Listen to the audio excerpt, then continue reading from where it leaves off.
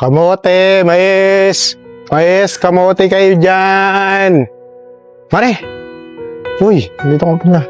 Tuloy mo na yung paninda ko. Kamote, mais. Pare, meron pa na sa bahay namin eh. Hindi ko pa nga nailuluto.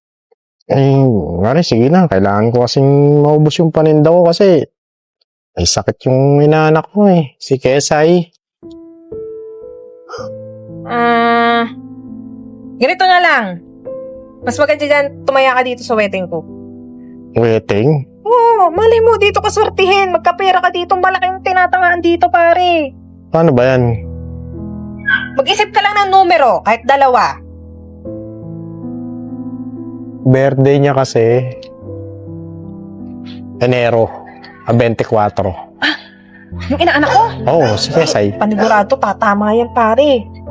1.24 ang tatayan natin, pare. 1.24. Gawin natin tong mga 100 ang taya mo. 100? Teka. Wala akong pera. Kaya nga nagtitinda ako eh. Wala akong pera eh. Hindi. Huwag mo na muna isipin yun. Ang gawin na lang natin ay pautangin kita. Yun na lang. Pautangin na lang kita. Gawin na natin 200 para malaki-laki yung tatama. 200? Teka, Barbs. Laki yan eh. Pero sigurado ka bang tatama ako dyan? Okay lang yun, pare. Kapag tumama ka dito, mas maganda. Kahit hindi ka naman tumama dito, okay lang. Papasko mo na yun sa anak mo. At least, gumawa tayo ng paraan na baka sakali namang tumama ka. Walang masama doon. Yan. Sige ha. Pero pagka di ako tumama dyan, hindi na talaga ako tataya sa'yo. Sorry naman eh. Biro lang. Basta, think positive tayo, pare. Mananalo ka, sinasabi ko sa'yo. Pag ako nakakita ng mga katulad mo na tataya, naku, sinasabi ko sa'yo, tumatama yun. O sige ha. Napatama, pare. Maniwala ka. Sige. Sana tumama ako.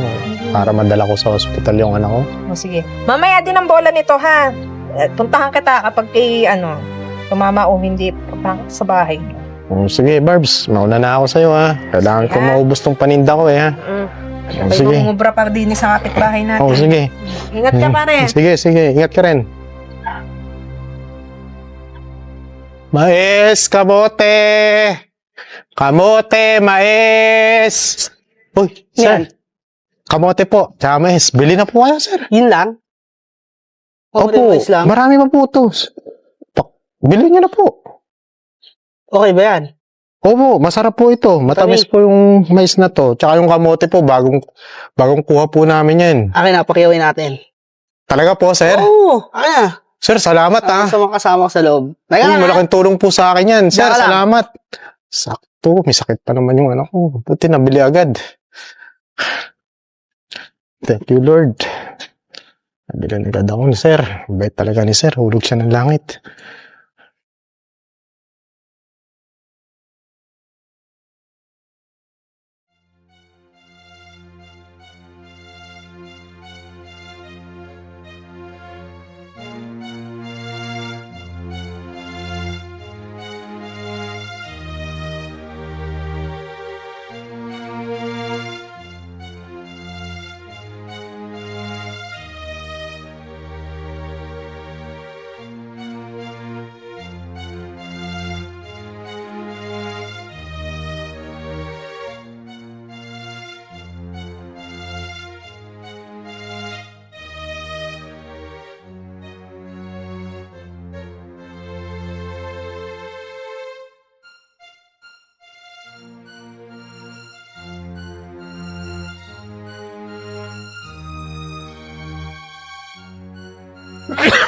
Asa kaya yun siya? Tagal na eh.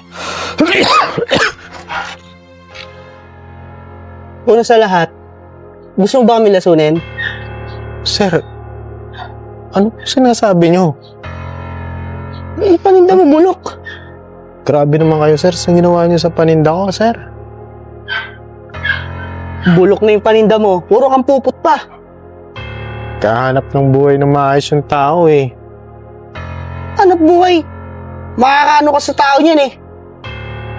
Saan ba kinukuha yan? Sir, sarili namin pananim yan eh. Sariling pananim. Uod. Sabi naman kayo, sir, bagong luto yan eh. Bagong luto. Gusto mo pa demanda pa kita dyan? Pagbukas namin, may uod eh. Sir, grabe naman yung ginawa niyo sa tao. May sakit yung anak ko, tapos gagantuin mo ako eh. Ay, wala na akong ano doon. Hindi ko nakasalanan yun. Ang mas maganda dyan, dapat nagbebenta ka ng maayos. Tingnan mo yung binenta mo sa amin. Ha? Sir, Gusto mo babayin pa kita dyan? di ka ba marunong mabag, sir? Mahabag. Ikaw dapat nakahabag. Nagbebenta ka ng bulok. Ano ba kayong klaseng mga tao kayo? Wala akong babayaran dyan, Miss Kisa. Tanda mo yan. Sir, grabe ka naman sa kapwa mo. Gusto pa demanda pa kita? Naarte ka pa dito? Ha? Di ka naman kasi marunong umintindi, sir eh. Pare, bulok mais mo. Tapos yung kamote mo may uod. Kasi, Ano mo gusto mong gawin ko? Pagamot ko pa yung mga anak mo? Sensya ka na, hindi ko babayaran yan. Hindi rin nakakatuwa yung ginagawa mo. Huwag ka na magbibenta sa susunod dito, ha? Tsaka huwag ka nang dadaan dito.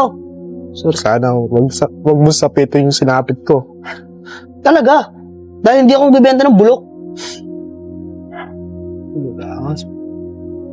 Siyamas ka na. Baka pinulot mo lang yan, para kang pulubi eh. Balbasarado ka pa.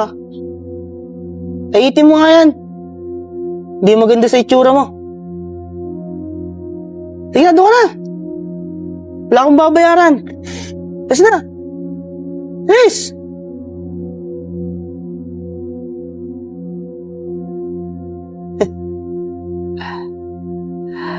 Ayos din.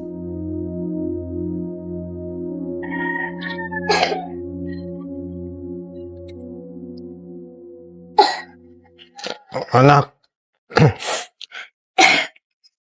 Tatay, may pasalubong ka po. wala nga pasalubong ang tatay eh. Naloko ako ng customer eh.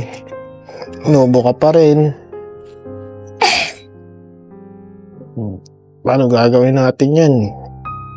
Nakakaiisip kung paano kikita pambili ng gamot natin eh.